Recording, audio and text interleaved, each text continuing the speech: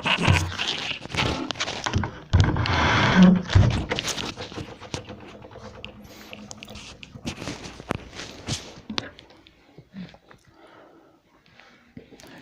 आप सभी को। चलिए सभी उपस्थित हो जाएं, जिससे करंट अफेयर्स की इस घटनाक्रम को आगे बढ़ाया जा सके।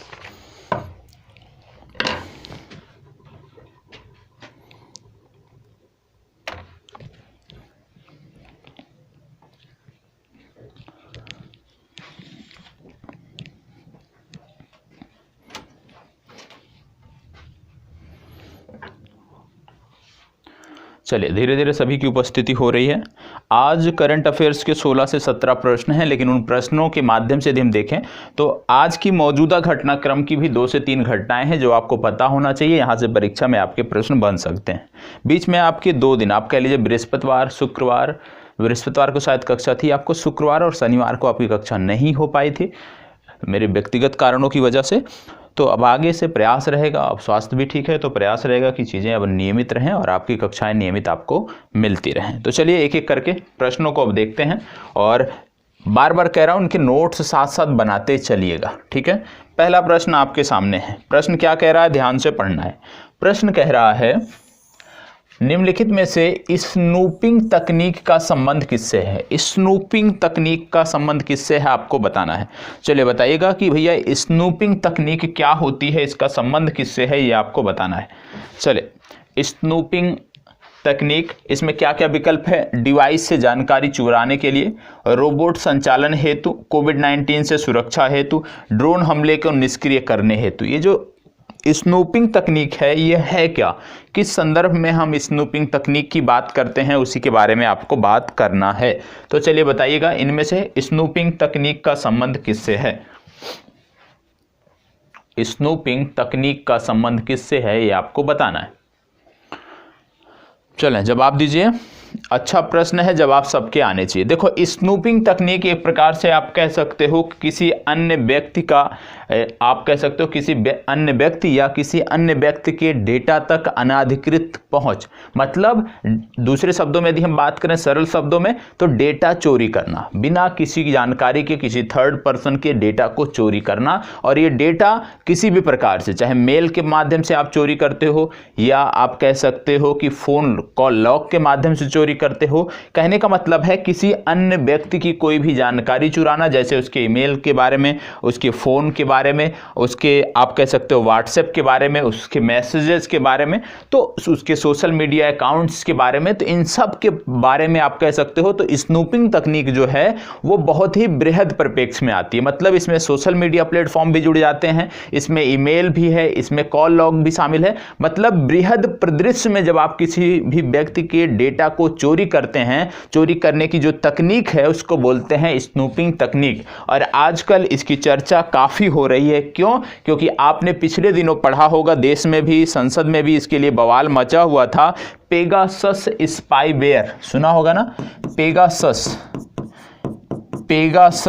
स्पाईवेयर, ठीक है, इसका नाम आपने सुना होगा। यह भी एक प्रकार का स्नूपिंग तकनीक आधारित सॉफ्टवेयर है। दूसरा आप देखते होंगे इंटरनेट निगरानी, ये भी कहीं ना कहीं स्नूपिंग तकनीक पर आधारित है। और आजकल सरकारें इनका प्रयोग करने लगी हैं। आजकल सरकारें अपने विरोधियों के, अपने विपक्षियों के डेटा चोरी करने के लिए, उनके बारे में जानकारी उपलब्ध कराने के लिए, उनके बारे में जानकारी प्राप्त करने के लिए, उनकी गतिविधियों के बारे में जानने के लिए विभिन्न राज्य सरकारें, विभिन्न केंद्र सरकारें, मतलब विभिन्न देशों की सरकारें इस प्रकार की कृत्य कर रही हैं। इसलिए ये जो तकनीक है वो चर्चा में आई है। तो याद रखिएगा स्नूपिंग तकनीक विशेष रूप से डिवाइस से जानकारी चुराने के संबंध में है। ये विकल्प आपका सही उत्तर है, ठीक है। चलिए आगे बढ़ते हैं। क्या लिखा है, सिराक्यूज 4 उपग्रह हाल ही में किस देश द्वारा लॉन्च किया गया है, बताएं। सिराक्यूज 4, इसमें शायद कुछ और शब्द जुड़ा है, उसको मैं देख लेता हूं, तब तक आप बताएं। सिराक्यूज 4 इसके बारे में बताएं। चलें, सिराक्यूज 4, चलिए अब इस प्रश्न को देखते हैं। इस प्रश्न में बोला गया है सिराक्यूज के बारे में, उपग्रह हाल ही में किस देश द्वारा प्रक्षेपित किया गया है, तो आप सबको बताना है। चलें बताएं, इस प्रश्न को ध्यान से पढ़ें, इसके बाद बताएं। यहाँ पे है सिराक्यूज 4A, करेक्ट कर लीजिएगा। सिराक्यूज 4A की बात हो रही है। सिराक्यूज 4A उपग्रह हाल ही में किस देश द्वारा लॉन्च किया गया है, यह आपको बताना है। तो चलिए बताएं, किस देश द्वारा लॉन्च किया गया है। सिराक्यूज 4A उपग्रह किस देश द्वारा लॉन्च किया गया है, आपको बताना है। आपके 4 विकल्प हैं, चीन, USA, फ्रांस, रूस या इनमें से कोई नहीं। चले बताएं, इन चारों में से बताएं कौन सा है। इन चारों में से बताएं कौन सा है। चीन, USA, फ्रांस, रूस या इनमें से कोई नहीं। सिराक्यूज 4A उपग्रह हाल ही में किस देश द्वारा लॉन्च किया गया था, चले जानकारी दीजिएगा। इनमें से कौन सा सही है, इनमें से कौन सा सही है बताएं। देखो यहाँ पे बात हो रही है सिराक्यूज 4A की। यह उपग्रह जो है ये फ्रांस द्वारा लॉन्च किया गया है, मतलब सी विकल्प आपका सही उत्तर है। ठीक है, फ्रांस इसका सही उत्तर है। बात हो रही है फ्रांस की, तो आपको बता दें ये जो सिराक्यूज 4A उपग्रह था, सबसे पहले तो एरियन 5 नामक रॉकेट से भेजा गया था। किससे भेजा गया था? एरियन 5 नामक रॉकेट से भेजा गया था। यदि आपसे पूछ लिया जाए कहाँ से प्रक्षेपित किया गया था, तो आपको बता दें फ्रेंच गुयाना के कोरो, ठीक है, फ्रेंच गुयाना से प्रक्षेपित किया गया था। ये आपको याद रखना है, फ्रेंच गुयाना से ये, और इसका जो प्रक्षेपण केंद्र इसको कोरू नाम से जाना जाता है। तो फ्रेंच गुयाना से प्रक्षेपित किया गया था, एरियन 5 रॉकेट की मदद से फ्रांस द्वारा भेजा गया था। ये आपको पता होना चाहिए। अब बात आती है, यदि कोई उपग्रह भेजा गया है तो उस उपग्रह का कुछ उद्देश्य होगा।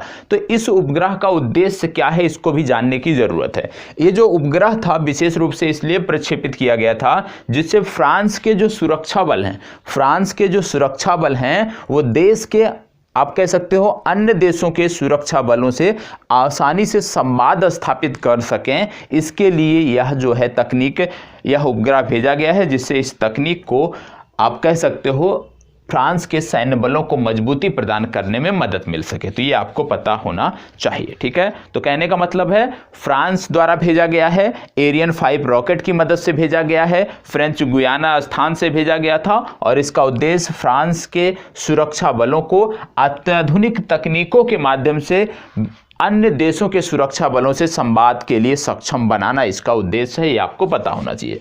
जब बात फ्रांस की आती है तो आपको पता होगा फ्रांस और भारत ने मिलकर, याद होगा, फ्रांस और भारत ने मिलकर 2015 में बात की थी कि हम ISA अंतर्राष्ट्रीय सौर गठबंधन बनाएंगे, और सौर गठबंधन बना भी, अंतर्राष्ट्रीय सौर गठबंधन बना भी। और आपको पिछले दिनों मैंने बताया था कि अंतर्राष्ट्रीय सौर गठबंधन में 2 देश हाल ही में शामिल हुए हैं, जो हैं 101वां और 102वां। 101वें देश की यदि हम बात करें, पिछले दिनों मैंने आपको बताया, तो 101वां देश इसका बना है USA।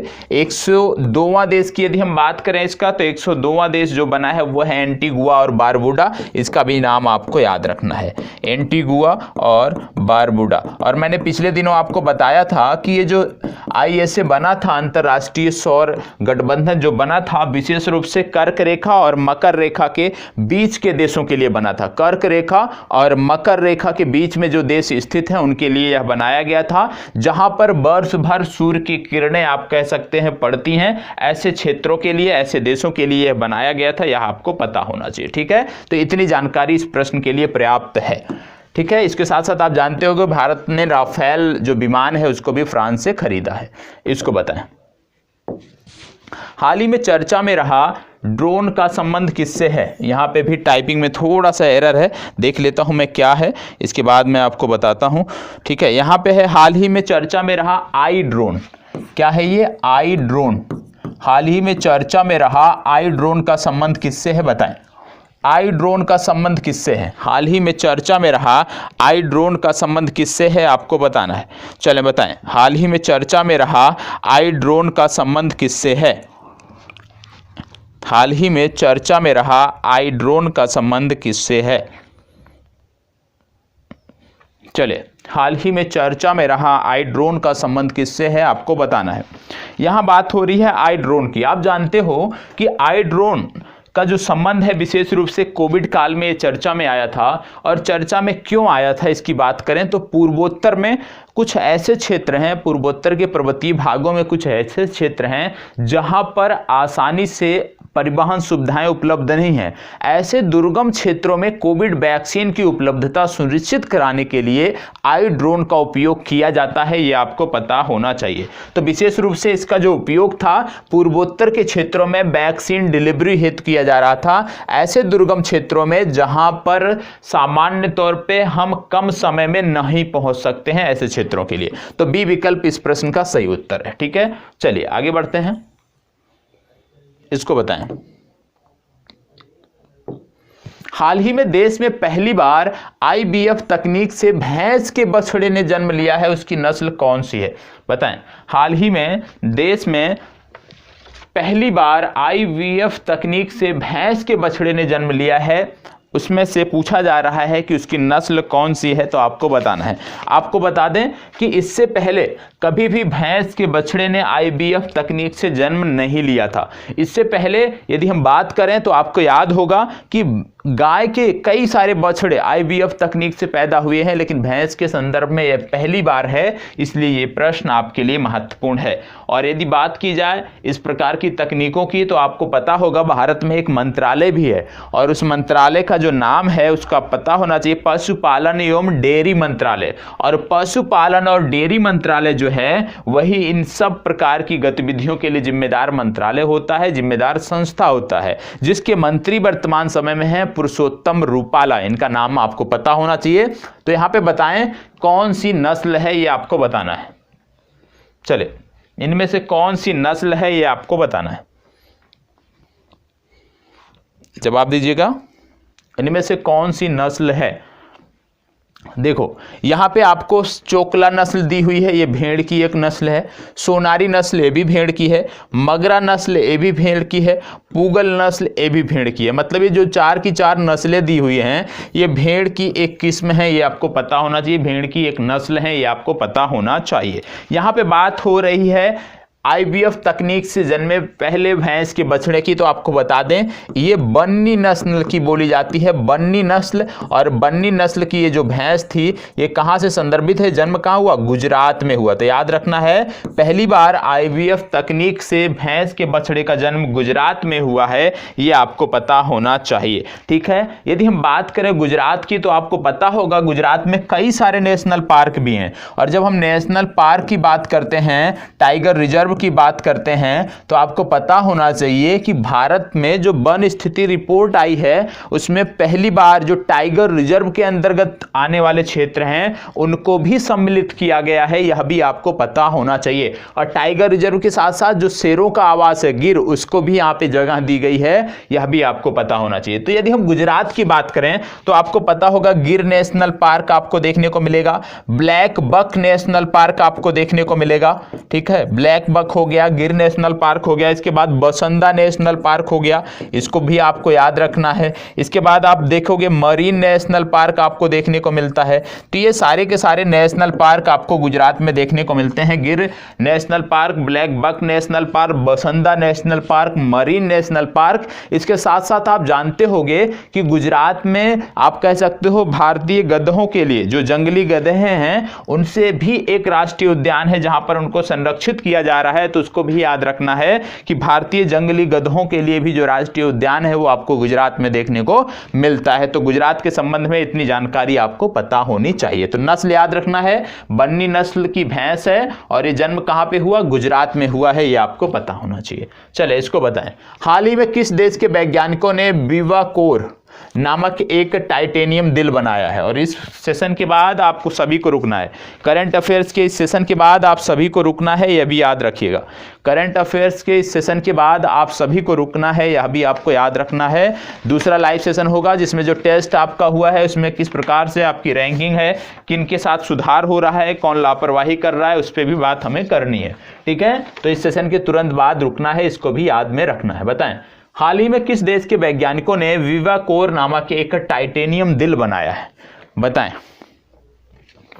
विकावोर इसको बोलते हैं। तो विकावोर नामक टाइटेनियम दिल कहाँ पे बनाया है ये आपको पता होना चाहिए।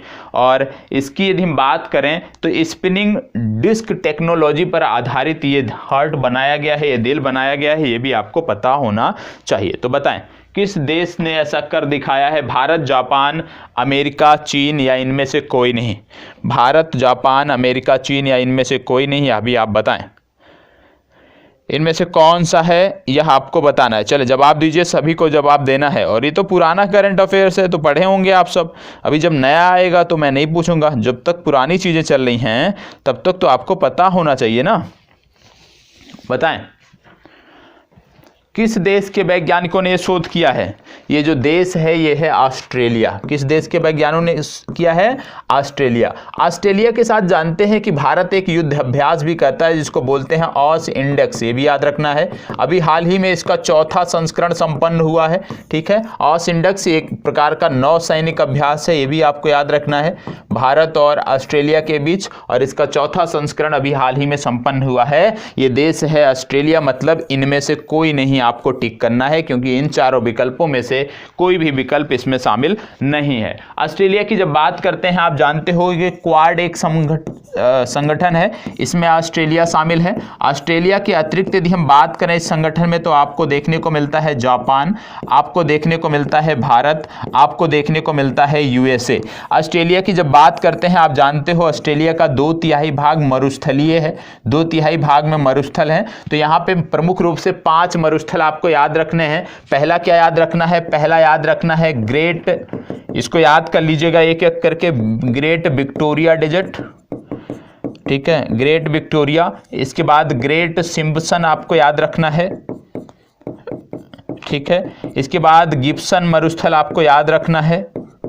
ये सारे के सारे आपको ऑस्ट्रेलिया में देखने को मिलते हैं। इसके बाद सैंडी आपको याद रखना है, ग्रेट सैंडी मरुस्थल, ये भी याद रखना है। और 5वां जो मरुस्थल यहाँ पे याद रखना है, स्टुअर्ट याद रखना है। तो ये 5 मरुस्थल भी आपको पता होना चाहिए। Great Victoria, great Simpson, great Sandy, Gibson और सिम्पसन, ये कुछ मरुस्थल हैं 5 जो ऑस्ट्रेलिया में आपको पता होना चाहिए। ऑस्ट्रेलिया का 2/3 भाग मरुस्थल है, यह भी आपको पता होना चाहिए। साथ ही साथ मैं आपसे पूछ ले रहा हूं कि ऑस्ट्रेलिया में उत्सुक कूप भी पाए जाते हैं। तो ये कूप आपको ऑस्ट्रेलिया के किस क्षेत्र में देखने को मिलते हैं, ये आपको बताना है। उत्सुक कूप जो है ऑस्ट्रेलिया के किस क्षेत्र में देखने को मिलते हैं, ये आप कमेंट बॉक्स में हमें बताओगे। ठीक है, तो इसका सही जवाब क्या है? ऑस्ट्रेलिया। ऑस्ट्रेलिया के वैज्ञानिकों ने विवाकोर नामक एक टाइटेनियम दिल बनाया है, यह भी आपको पता होना चाहिए, जिसकी तकनीकी यदि हम बात करें तो स्पिनिंग डिस्क टेक्नोलॉजी पर आधारित है।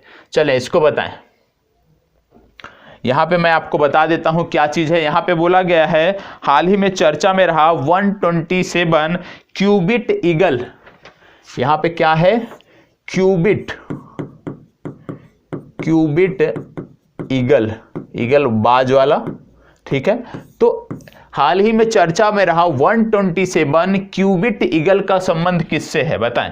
हाल ही में चर्चा में रहा 127 क्यूबिट ईगल का संबंध किससे है, आपको बताना है। ठीक है, क्यूबिट। ठीक है, अब हिंदी में जिसको ना समझ में आ रहा हो अंग्रेजी में समझ में आ जाना चाहिए। तो बताएं, हाल ही में चर्चा में रहा 127 क्यूबिट ईगल का संबंध किससे है?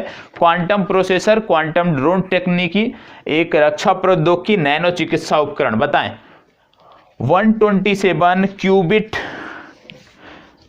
बताएं 127 क्यूबिट ईगल का संबंध किससे है, ये आपको बताना है। चलें जवाब दीजिए, फास्ट जवाब दीजिए, इतना समय मत लीजिए। आपको बता दें ये अब तक का सबसे शक्तिशाली क्वांटम प्रोसेसर है। ठीक है, ये अब तक का सबसे शक्तिशाली क्वांटम प्रोसेसर है और इसको बनाया है IBM नामक कंपनी ने। IBM नामक कंपनी की यदि हम बात करें तो इसका फुल फॉर्म आपको याद रखना है। इसका फुल फॉर्म है इंटरनेशनल बिजनेस मशीन, ये फुल फॉर्म आपको याद रखना है। IBM के CEO के बारे में पूछा जा सकता है तो IBM के CEO का नाम भी आपके लिए महत्वपूर्ण है, अरविंद कृष्णा इसके CEO हैं। इसका हेडक्वार्टर यदि पूछा जाए तो न्यूयॉर्क USA में इसका हेडक्वार्टर देखने को मिलेगा। तो सबसे महत्वपूर्ण है इसका फुल फॉर्म IBM का इंटरनेशनल बिजनेस मशीन, ये आपको याद रखना है। ठीक है, और यह भी याद रख लीजिएगा कि 127 क्यूबिट ईगल जो है ये अब तक का सबसे फास्ट कह सकते हो, अब तक का सबसे शक्तिशाली क्वांटम प्रोसेसर है। इसको बताएं। हाल ही में चर्चा में रहा परसेवरेंस लैंडर किस ग्रह के लिए भेजा गया था, बताएं। बहुत ही आसान है, कई बार मैंने बताया है। परसेवरेंस रोवर कई बार मैंने बताया है, वही चीज यहां भी हो रही है। तो बताएं परसेवरेंस लैंडर किस ग्रह के लिए भेजा गया था? बुध, मंगल, सूर्य और शुक्र। बताएं किस ग्रह के लिए भेजा गया था, इसको आपको बताना है। परसेवरेंस, जिनको ऐसे ना समझ में आ रहा हो, कई बार मैंने ये बताया है। परसेवरेंस, ठीक है, ये बताएं। चलिए जवाब दीजिएगा। परसेवरेंस लैंडर किस ग्रह के लिए भेजा गया था? परसेवरेंस लैंडर किस ग्रह के लिए भेजा गया था? जवाब दीजिए, फास्ट जवाब देना है, सब याद रहने चाहिए। आपको पता होगा मंगल के लिए वर्ष 2021 में कुल 3 मिशन भेजे गए थे। मंगल ग्रह के लिए कुल 3 मिशन विभिन्न देशों ने भेजे थे, जिनमें से यदि हम बात करें तो नासा ने भेजा था परसेवरेंस रोवर को, ठीक है। नासा ने जो भेजा था वो आपका मिशन है परसेवरेंस रोवर, ठीक है। ये हो गया नासा का, हो गया। नासा ने क्यों इसको भेजा था? नासा ने इसको भेजा था मंगल ग्रह की चट्टानों के नमूने लेने के लिए। ये ड्रिल करता है चट्टानों में, चट्टानों में ड्रिल करके उनके नमूनों को जो है वो नासा को भेजता है, इसके लिए इन्होंने भेजा था। फिर इसके बाद तियानवेन फर्स्ट देखा होगा आपने, सुना होगा आपने, तियानवेन फर्स्ट जो है ये चीन ने भेजा था, ये भी आपको याद रखना है। चीन का मंगल मिशन था तियानवेन फर्स्ट, और चीन ने जो तियानवेन फर्स्ट मिशन किया था विशेष रूप से मंगल की सतह का सर्वेक्षण करने के लिए किया था। और यहां पे आपको याद होगा झरोंग नामक रोवर भी इसी मिशन में भेजा गया था, याद रखिए, ये तो याद ही होगा। झरोंग नामक जो रोवर था चीन ने तियानवेन मिशन के अंतर्गत ही भेजा था और इसको मंगल ग्रह पर भेजा था। इसके बाद आपने सुना होगा यूएई का मिशन। यूएई का मिशन क्या था? Hope probe. किसने नहीं सुना है बताओ? होप प्रोब, होप मिशन किसने नहीं सुना है? यूएई का होप मिशन जो था यह भी मंगल ग्रह के लिए था और मंगल की जलवायु के अध्ययन के लिए था। तो एक मिशन था होप मिशन जो यूएई ने भेजा था मंगल पर, तियानवेन फर्स्ट मिशन चीन ने भेजा था, और परसेवरेंस रोवर जो है ये नासा ने भेजा था। ये तीनों के तीनों वर्ष 2021 में भेजे गए मंगल मिशन है। आपको रट जाना है, इसका जवाब होगा मंगल, तीनों के तीनों मंगल मिशन है, ठीक है। चलिए आगे बढ़ते हैं। हाल ही में भारतीय खाद्य सुरक्षा एवं मानक प्राधिकरण ने खाने पीने की चीजों में ट्रांस फैट की सीमा को कितने प्रतिशत निर्धारित कर दिया है? बताएं। अच्छा प्रश्न है, महत्वपूर्ण है। ट्रांस फैट की बात की जा रही है, बताएं ट्रांस फैट की सीमा को कितना निर्धारित कर दिया गया है? चलिए जवाब दीजिएगा। क्या बोला जा रहा है? हाल ही में भारतीय खाद्य सुरक्षा एवं मानक प्राधिकरण, जिसका मतलब होता है FSSAI, ठीक है। इंग्लिश में यदि हम बात करें तो food safety and standard authority of India, food safety and standard authority of India या भारतीय खाद्य सुरक्षा एवं मानक प्राधिकरण, बात एक ही है, ठीक है। यहां पे बोला जा रहा है कि खाने पीने की चीजों में ट्रांस फैट की सीमा को कितना प्रतिशत निर्धारित कर दिया है? बताएं। देखो खाने पीने की जो वस्तुएं हैं 2 प्रकार की होती हैं, एक खुले प्रकार की होती हैं, ठीक है, एक होती है बंद, जो पैक, डिब्बा पैक जो होता है। तो खुले और बंद दोनों के लिए यह सीमा की गई है और ये 5% से घटाकर 2% कर दिया गया है, ये आपको पता होना चाहिए। मतलब दोनों प्रकार के भोज्य पदार्थों में जो ट्रांस फैट की सीमा है वो 2% कर दी गई है, ये आपको पता होना चाहिए। आपको यह भी याद रखना है WHO ने, विश्व स्वास्थ्य संगठन ने निर्धारित किया है कि वर्ष 2023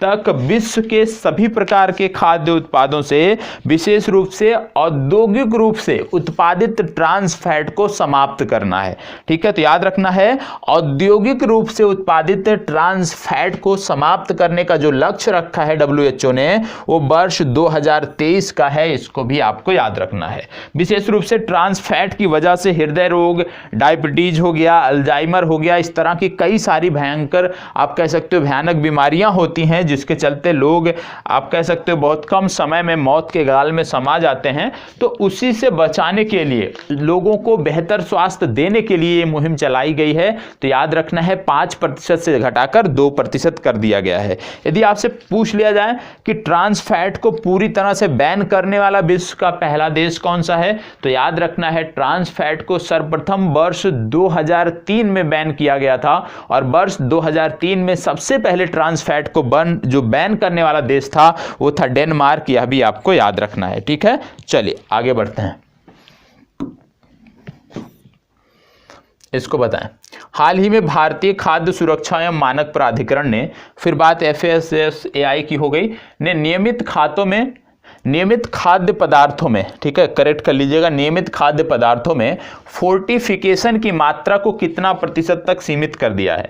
अब सबसे पहले जरूरत है समझने की फोर्टिफिकेशन होता क्या है, क्योंकि ये जो शब्द है फोर्टिफिकेशन, ये है अंग्रेजी का शब्द। ठीक है, फूड फोर्टिफिकेशन ये एक अंग्रेजी का शब्द है। हिंदी में यदि हम बात करें तो हम बोलते हैं खाद्य पौष्टिकरण। क्या बोलते हैं हिंदी में? खाद्य पौष्टिकरण। इंग्लिश में यदि हम बात करें तो बोलते हैं फोर्टिफिकेशन। तो दोनों शब्द याद रखिएगा, खाद्य पौष्टिकरण या फोर्टिफिकेशन, दोनों ही बात एक ही है। ठीक है, अब बोला जा रहा है कि इसमें कितना प्रतिशत तक सीमित कर दिया गया है, खाद्य पौष्टिकरण की मात्रा कितने प्रतिशत तक सीमित कर दी गई है। चलें, इसका मतलब यदि हम बात करें फोर्टिफिकेशन का पंक्तियों में कि किस प्रकार से इसका तात्पर्य क्या होता है, तो आपको बता दें, किसी खाद्य पदार्थ में विटामिन या आवश्यक खनिज पदार्थ जैसे जो सूक्ष्म आप कह सकते हो पोषक तत्व होते हैं, उनको उस खाद्य पदार्थ में बढ़ाने की जो मात्रा होती है उसको बोलते हैं फोर्टिफिकेशन। फोर्टिफिकेशन का मतलब क्या हो गया? खाद्य पौष्टिकरण का मतलब क्या हो गया कि किसी खाद्य पदार्थ में विटामिन या खनिज जैसे सूक्ष्म आप कह सकते हो सूक्ष्म पोषक तत्वों की जो मात्रा है उसको बढ़ाने की जो प्रक्रिया है उसको फोर्टिफिकेशन या खाद्य पौष्टिकरण कहते हैं। ठीक है, अब उसको प्रतिबंधित कर दिया गया है कितने प्रतिशत तक? तो ये कर दिया गया है 15 से 30% तक। ये विकल्प आपका सही उत्तर है, ये आपको पता होना चाहिए। आपको पता होगा कि आयरन की कमी के साथ साथ लौह तत्व की कमी से, इसके साथ साथ विटामिन की कमी से बहुत सारे आप कह सकते हो कि रोग होते हैं, और आज के समय में भारत में ज्यादातर लोग एनीमिया से पीड़ित हैं। तो इस तरह की जो पोषक तत्वों की कमी हो जाती है खाद्य पदार्थों में, उनको बाहर से उसमें ऐड करने के लिए जो प्रक्रिया है उसी को बोलते हैं फोर्टिफिकेशन। तो इसके माध्यम से जो खाद्य पदार्थ हैं उनको आप कह सकते हो कि ज्यादा बेहतर, ज्यादा उपयोगी बनाया जाता है। किस संदर्भ में? कि शरीर को ज्यादा से ज्यादा तत्वों की वो आपूर्ति कर सकें। तो कहने का मतलब है कि उसमें आयरन आप डाल सकते हो, अलग से आयरन की मात्रा बढ़ा सकते हो, आप आयोडीन की मात्रा अलग से निर्धारित कर सकते हो उसमें। तो इस प्रकार की प्रक्रिया को बोलते हैं फोर्टिफिकेशन, और भारत सरकार ने इसको नियमित कर दिया है कितना? 15 से 30% तक ही कर सकते हो, इससे ज्यादा आप नहीं कर सकते। ठीक है, चलें। हाल ही में घरों की निगरानी के लिए एस्ट्रो रोबोट किस कंपनी ने लॉन्च किया है? घरों की निगरानी के लिए एस्ट्रो रोबोट, बताएं। यहाँ पे बात हो रही है घरों की निगरानी के लिए एस्ट्रो रोबोट। ये जो रोबोट है विशेष रूप से आपके ना रहते हुए आपकी घर की पूरी निगरानी कर सकता है। किसी असामान्य परिस्थितियाँ होने पर, उसकी आप कह सकते हो जानकारी होने पर, उससे पहले जो है सचेत होकर आपको जानकारी दे सकता है। साथ ही साथ आपके परिवारजनों को आपसे कनेक्ट रखने में भी मदद कर सकता है। इसके आप कह सकते हो हेड पे एक कैमरा माउंट होता है जिसके माध्यम से ये चीज़ों की पहचान करता है, जिसके माध्यम से ये आपके अपनों को आपसे जोड़े रखता है। तो ये जो तकनीक है, ये जो रोबोट है, किसने बनाया है ये बोला जा रहा है, तो बताएं ये रोबोट किसने बनाया है? ये रोबोट किसने बनाया है? एस्ट्रो रोबोट किसने बनाया है? किस कंपनी ने? 4 कंपनी यहाँ पे दी हुई हैं, स्पेसएक्स, ब्लू ओरिजिन, अमेजन और टाटा। 4 कंपनियां दी हुई हैं। यदि 4 जवाब से संतुष्ट नहीं है तो आप 5वें जवाब पर जा सकते हैं, इनमें से कोई नहीं। आपको बता दें इसका सही जवाब जो है वो है अमेजन। ये किसने बनाया है? अमेजन ने तैयार किया है। किस नाम से? Astro robot. ये आपको पता होना चाहिए। जब बात रोबोट की आती है तो आपको एक रोबोट का नाम तो याद ही होगा, सोफिया। सोफिया रोबोट का नाम याद होगा आपको। क्यों याद होगा? क्योंकि सोफिया पहली रोबोट थी जिसको सऊदी अरब की नागरिकता दी गई थी, आपको पता होना चाहिए। और आज जो रोबोट हैं आप कह सकते हो वो प्रजनन करने में भी सक्षम है, इनको बोला जाता है जेनोबोट्स। आज जो विश्व है वो जेनोबोट्स की तरफ आगे बढ़ चुका है, इस दिशा में आगे बढ़ चुका है। अब आपको रोबोट कम सुनने को मिलेगा, जेनोबोट्स ज़्यादा सुनने को मिलेगा। जेनोबोट्स क्या होता है? जेनोबोट्स आप कह सकते हो ये जीवित रोबोट होते हैं, ये जीवित रोबोट होते हैं, और जो जीवित रोबोट होते हैं उनको जेनोबोट्स के नाम से जाना जाता है। ऐसे रोबोट जो जीवित होते हैं उनको जेनोबोट्स के नाम से जाना जाता है, ये आपको पता होना चाहिए। ये रोबोट जो हैं ये प्रजनन भी कर सकते हैं। इनका जो आकार है वो 11 मिलीमीटर से कम होता है, इनका जो आकार है वो 11 मिलीमीटर से कम होता है। अब बात आती है कि ये जीवित कैसे रहते हैं, ये प्रजनन कैसे कर सकते हैं, बिना भोजन किए कई हफ्तों तक कैसे रह सकते हैं। तो आपको बता दें, इनको जो तैयार किया गया है वो मेढक की कोशिकाओं से किया गया है, मेढक की कोशिकाओं से इनको तैयार किया गया है, ये भी आपको याद रखना है। ठीक है, तो आपको क्या याद रखना है कि जेनोबोट्स क्या होते हैं? ऐसे रोबोट जो जीवित होते हैं वो जेनोबोट्स कहलाते हैं, जीवित रोबोट को हम जेनोबोट्स कहते हैं। ऐसे रोबोट बिना खाए पिए कई दिनों तक रह सकते हैं, ऐसे रोबोट प्रजनन करने में भी सक्षम होते हैं। ऐसे रोबोट को मेढक की कोशिकाओं से बनाया गया है, यह आपको पता होना चाहिए। ठीक है, किसने बनाया है यदि हम बात करें तो इसको बनाया है, जेनोबोट्स को तैयार किया है अमेरिका ने, ये भी याद रखना है। ठीक है, तो रोबोट भी पता होना चाहिए और जेनोबोट्स भी आपको पता होना चाहिए। चलिए, नहीं तो आपसे पूछ लिया जाए परीक्षा में सिर्फ इतना कि जेनोबोट्स क्या होता है और आपके पास जवाब नहीं हो तो चीज़ें गलत होंगी। ठीक है, चलिए इसको बताएं। हाल ही में यहाँ पे कुछ तकनीक की बात हो रही है, मैं देख लेता हूँ कौन सी तकनीक है। यहाँ पे थोड़ा सा क्या होता है कि कई बार फ़ॉन्ट क्या है सपोर्ट नहीं करता है, तो इस वजह से इस तरह की त्रुटियाँ हो जाती हैं, हमें इग्नोर करना है। क्रिप्सर कैश तकनीक है, ठीक है, क्रिप्सर कैश टेक्नोलॉजी बताएं। क्रिप्सर कैश 9 नामक टेक्नोलॉजी है, इसी के बारे में बात हो रही है। ठीक है, क्रिप्सर कैश 9, तो बताएं क्रिप्सर कैश 9 नामक जो तकनीक है ये किस देश ने विकसित की है? क्रिप्सर कैश CRIPSAR क्रिप्सर कैश 9, क्रिप्सर कैश 9 नामक तकनीक किसने विकसित की है आपको बताना है। चलिए फास्ट जवाब दीजिए, क्रिप्सर कैश 9 नामक तकनीक किसने विकसित की है, किस देश ने विकसित की है आपको बताना है। क्रिप्सर कैश 9 नामक तकनीक किस देश ने विकसित की है ये आपको बताना है। चलिए, क्रिप्सर कैश 9 नामक तकनीक किस देश ने विकसित की है, क्रिप्सर कैश 9 नामक तकनीक किस देश ने विकसित की है ये आपको बताना है। चलें, क्रिप्सर कैश 9 नामक तकनीक किस देश ने विकसित की है? ये जो देश है क्रिप्सर कैश 9 तकनीक वाला, ये देश है इजराइल। ठीक है, आज आपको बताना है कि इजराइल जो है, इजराइल के पीएम कौन है, अभी नए बने हैं। ठीक है, साथ ही साथ इजराइल में भारत के राजदूत कौन है ये भी आपको कमेंट बॉक्स में बताना है। साथ ही साथ यह भी बताना है कि इजराइल के साथ भारत के जो संबंध है, राजनयिक संबंध है, उसको कितने वर्ष हुए हैं ये भी आपको बताना है। ठीक है, साथ ही साथ यह भी बताना है कि इजराइल से भारत कौन सी मशीन गन, हल्की मशीन गन खरीद रहा है ये भी आपको बताना है। ठीक है, कमेंट बॉक्स में इसका जवाब मुझे चाहिए कि इजराइल के प्रधानमंत्री कौन है, भारत के राजदूत इजराइल में कौन है, इजराइल और भारत के संबंधों को, राजनयिक संबंधों को कितने वर्ष हुए हैं, साथ ही साथ भारत इजराइल से कौन सी मशीन गन खरीद रहा है यह भी आप बताएंगे। ठीक है, तो इतना नोट कर लीजिएगा। नहीं आता है तो कल मेरे से पूछ लीजिएगा, नहीं आता है तो बता दीजिएगा, मैं आपको जानकारी दे दूंगा। इसको बताएं, हाल ही में किस देश ने ग्रेट बैरियर रीफ की सुरक्षा के लिए एक नई योजना प्रारंभ की है? तो सबसे पहले आपको क्या पता होना चाहिए कि ग्रेट बैरियर रीफ है कहाँ पे। जब तक आपको ये नहीं पता होगा कि ग्रेट बैरियर रीफ है कहाँ पे, आप इसका जवाब नहीं दे पाएंगे। तो बताएं, ग्रेट बैरियर रीफ को लेकर किस देश ने नई योजना प्रारंभ की है? ग्रेट बैरियर रीफ को लेकर किस देश ने नई योजना प्रारंभ की है? न्यूजीलैंड, ऑस्ट्रेलिया, भारत या चीन? बताएं। सबसे पहली जानकारी आपको पता होना चाहिए ग्रेट बैरियर रीफ है कहां पे। आपको बता दें, आपको जानकारी होगी कि वर्ल्ड हेरिटेज साइट में यूनेस्को की यूनेस्को की वर्ल्ड हेरिटेज साइट में पहले ग्रेट बैरियर रीफ हुआ करता था, लेकिन पिछले दिनों ग्रेट बैरियर रीफ को यूनेस्को वर्ल्ड हेरिटेज साइट से बाहर निकाल दिया गया है। ये भी आपको पता होना चाहिए, ठीक है। तो आज great barrier reef world heritage site के अंतर्गत नहीं आती है। ये कहाँ पे देखने को मिलती है? ये ऑस्ट्रेलिया के पूर्वी भागों में आपको देखने को मिलती है, ये आपको पता होना चाहिए। तो ऑस्ट्रेलिया ने इसको संरक्षित करने के लिए एक नई नीति प्रारंभ कर दी है। अब बात हो रही है ऑस्ट्रेलिया की, तो आप में से बहुत कम लोग जानते होंगे ऑस्ट्रेलिया की राजधानी के बारे में। ऑस्ट्रेलिया की राजधानी है कैनबरा। यहाँ के प्रधानमंत्री के बारे में भी आपको नहीं पता होगा, ज़्यादातर लोगों को यहाँ के प्रधानमंत्री हैं स्कॉट मॉरिसन, इनका भी नाम आपको पता होना चाहिए, स्कॉट मॉरिसन, ठीक है।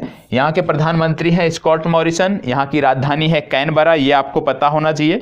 यहाँ पर एक पड़ता है वर्ले ग्रिफिन, ठीक है, वर्ले ग्रिफिन नामक एक झील पड़ती है, VURLEY, वर्ले ग्रिफिन, याद कर लीजिएगा इसको, वर्ले ग्रिफिन, ये पूछा जा सकता है। वर्ले ग्रिफिन नामक एक झील पड़ती है ऑस्ट्रेलिया में, जहां पे एक टापू है जिसको बोलते हैं एस्पन आइलैंड। टापू का क्या नाम है? एस्पन आइलैंड, ठीक है।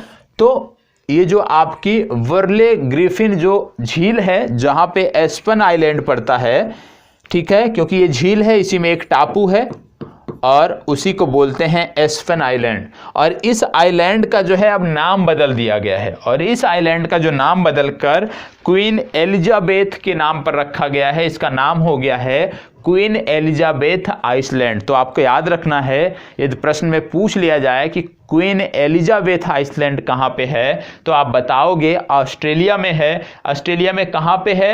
वर्ले ग्रिफिन नामक झील के अंतर्गत आता है, यह भी आपको पता होना चाहिए। तो झील का भी नाम आपको याद रखना है, पूछा जा सकता है वर्ले ग्रिफिन नामक झील कहाँ पे है, तो आप टिक करोगे ऑस्ट्रेलिया में है, ये आपको पता होना चाहिए। ऑस्ट्रेलिया की बात करें तो आप जानते होंगे कि यहाँ पर अभी हाल ही में मेलबर्न ओपन संपन्न हुआ है। टेनिस का होता है, आपको पता होगा। मेलबर्न ओपन अभी हाल ही में संपन्न हुआ है, और मेलबर्न ओपन जो संपन्न हुआ है, यहाँ पे यदि हम बात करें तो फीमेल की कैटेगरी में एर्सले बर्टी का नाम आपको याद होना चाहिए, जिन्होंने एक खिताब जीता है। और महिलाओं की कैटेगरी में हो गई एर्सले बर्टी, और पुरुष की कैटेगरी में हो गए राफेल नडाल, जिन्होंने इस खिताब को जीता है, ये आपको पता होना चाहिए। तो याद रखिएगा, राफेल नडाल ने पुरुषों की कैटेगरी में इस मेलबर्न ओपन को जीता है, और महिलाओं की कैटेगरी में एर्सले बर्टी ने इस खिताब को जीता है, ये भी आपको पता होना चाहिए।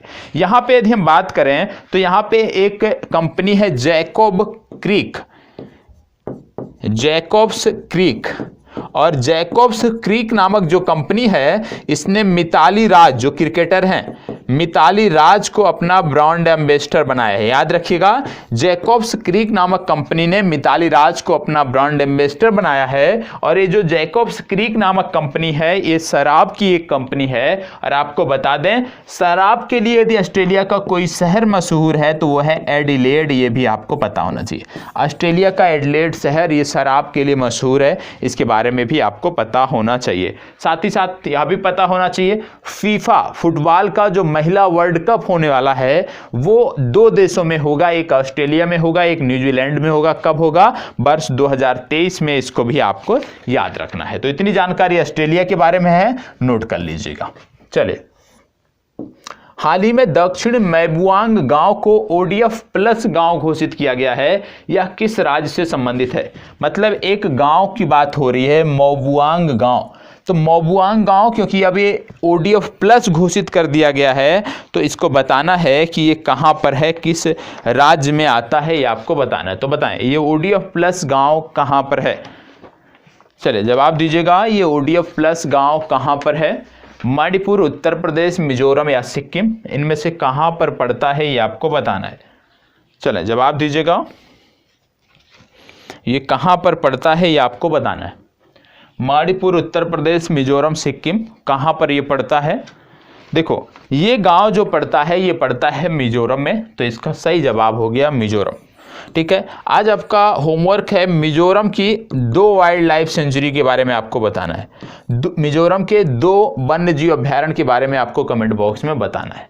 चले इसको बताएं, अभी जाइएगा नहीं, लास्ट में कुछ महत्वपूर्ण प्रश्न है उनको लास्ट में रखा गया है।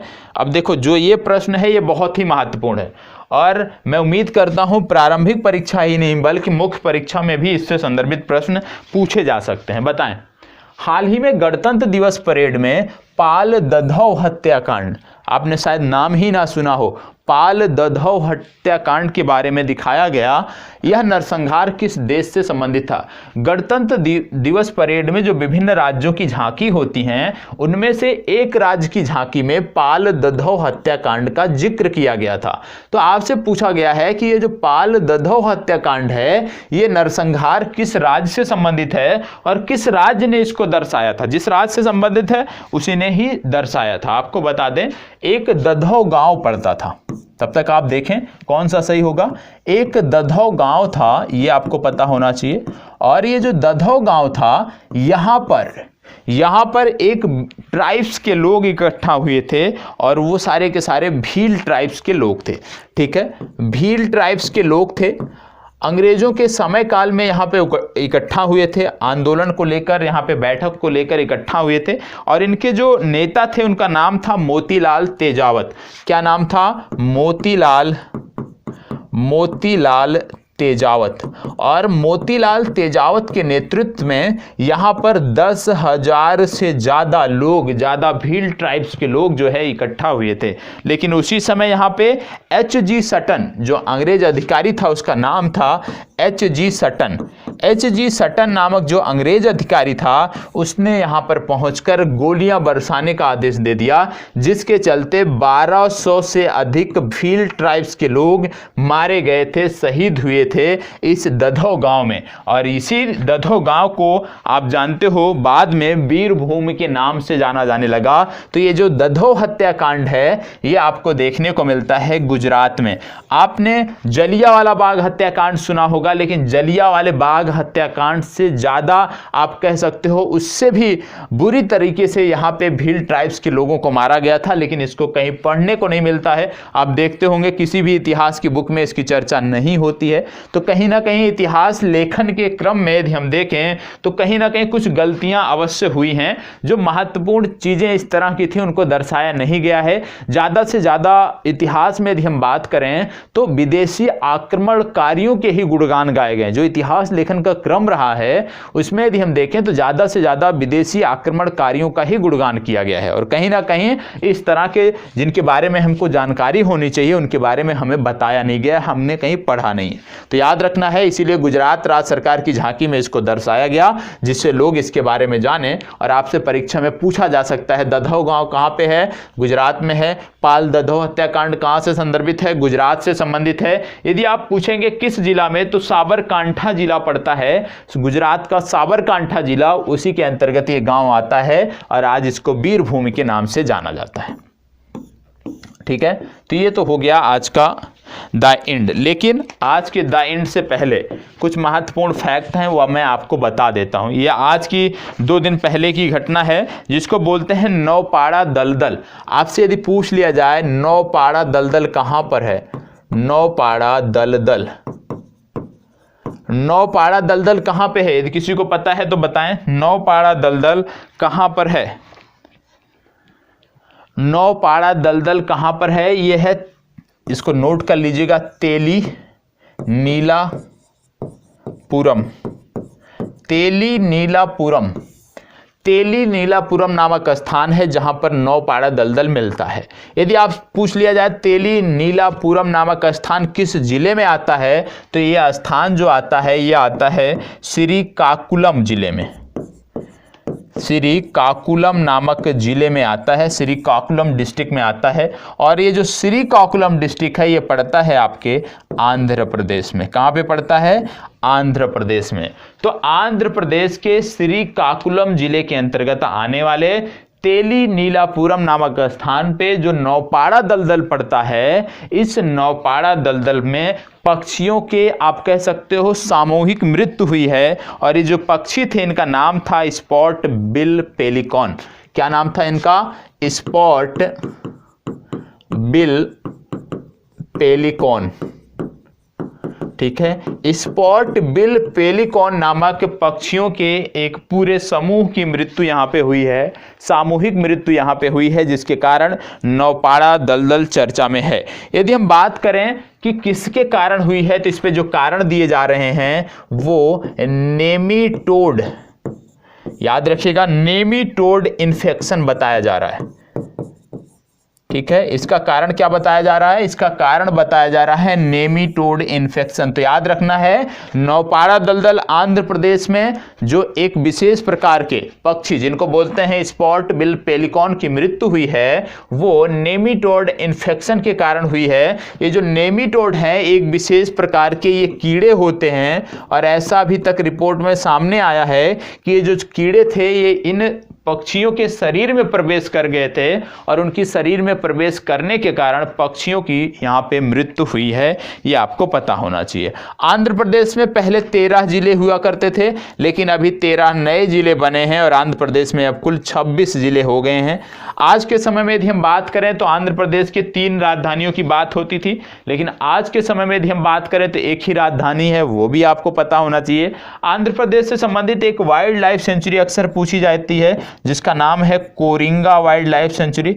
तो कोरिंगा वाइल्ड लाइफ सेंचुरी को भी याद रखना है, ये आंध्र प्रदेश में पड़ता है। तो याद रखिएगा, ये बहुत ही महत्वपूर्ण है। नेमीटोड इन्फेक्शन, नौपाड़ा दलदल में पक्षियों की मृत्यु हुई। किस प्रकार के पक्षी? Spot bill pelican. इसको नोट कर लीजिएगा, और इस कीड़े का नाम भी नोट कर लीजिएगा, नेमीटोड। नेमीटोड नामक कीड़ा था, उस इन्फेक्शन के कारण पक्षियों की मृत्यु हुई है। इतना आपको पता होना चाहिए। ठीक है, तो आज के लिए करंट अफेयर्स का जो सेशन था उसमें इतना ही है, और इसके बाद आपकी कुछ चर्चा होगी, आपकी परीक्षाओं से संदर्भित कुछ चर्चा होगी, आपके टेस्ट में नंबर क्यों नहीं आ रहे हैं उससे संदर्भित चर्चा होगी, और कुछ अन्य चीज़ें हैं जिनको आपको जानना चाहिए, तो उसके लिए आपको रुकना पड़ेगा। ठीक है, तो इस सेशन के तुरंत बाद उसकी हम बात करेंगे, उस पर हम चर्चा करेंगे, तो आप सबकी उपस्थिति अनिवार्य है। तो आज के लिए इतना ही। नमस्कार, धन्यवाद।